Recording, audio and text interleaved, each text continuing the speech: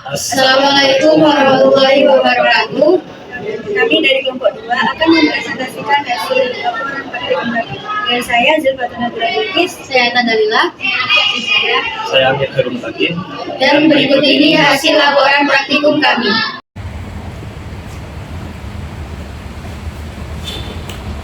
Laporan praktikum aktivitas 1.7. 1. Judul praktikum: mengukur massa jenis baut dengan alat ukur fisika yaitu neraca digital.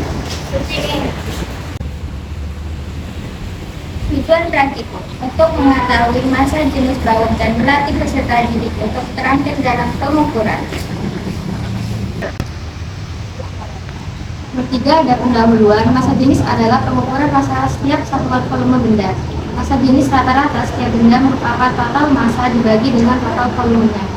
Semakin tinggi massa jenis suatu benda, maka akan semakin besar pula massa setiap volumenya.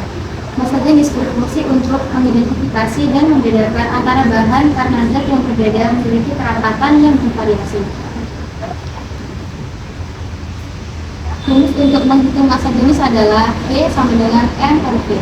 P sama dengan massa jenis dengan satuan kilogram per meter kubik. M sama dengan massa benda dengan satuan kilogram.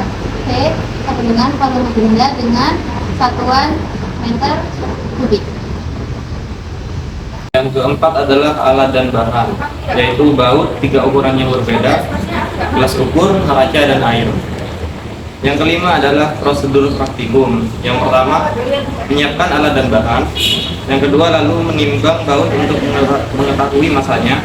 Yang ketiga, mengisi gelas ukur dengan 60 ml air. Yang keempat, memasukkan baut ke dalam gelas ukur yang telah diisi air.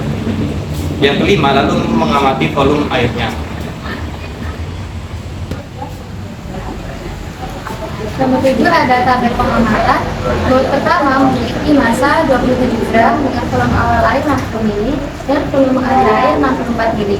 Baut kedua memiliki massa 23 gram dengan volume awal air 60 dan volume akhir 63 ml.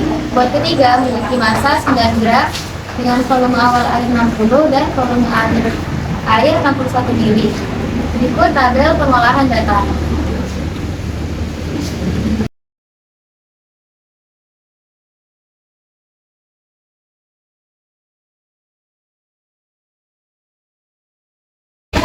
Nilai ketidakpastian pengukuran berulang.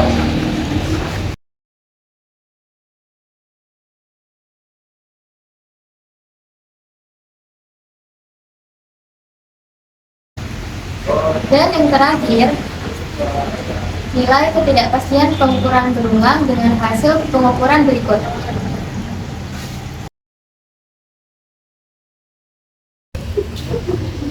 Analisis data. Berikut tabel massa jenis berbagai macam bahan.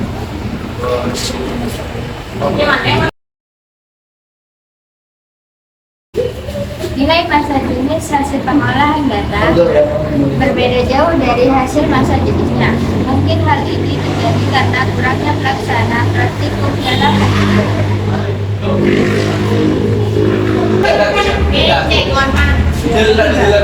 Faktor apa saja yang menyebabkan perbedaan nilai pengukuran dengan nilai yang sudah ada? 1. Kesalahan umum. Kesalahan yang disebabkan keterbatasan pada pengamat saat melakukan pengukuran. 2. Kesalahan sistematik. Kesalahan yang diakibatkan oleh alat yang digunakan dan lingkungan di sekitar yang dapat mempengaruhi kinerja. 3. Kesalahan acak. Kesalahan yang terjadi karena adanya fluktuasi halus pada saat melakukan pengukuran. Kesimpulan, baut mana yang sebaiknya digunakan untuk ban truk? Baut yang sebaiknya digunakan untuk ban truk adalah baut yang terbuat dari baja hitam. Baja hitam memiliki spesifikasi yang paling kuat, tidak mudah berkarat dan sulit diregahkan. Massa jenis baut standar adalah 7.850 kg. Oleh karena itu, baut yang digunakan untuk ban truk sebaiknya memiliki massa jenis yang sama atau mendekati nilai tersebut. Selesai. Sekian laporan praktikum dari kami. Kurang lebihnya mohon maaf. Wassalamualaikum warahmatullahi wabarakatuh.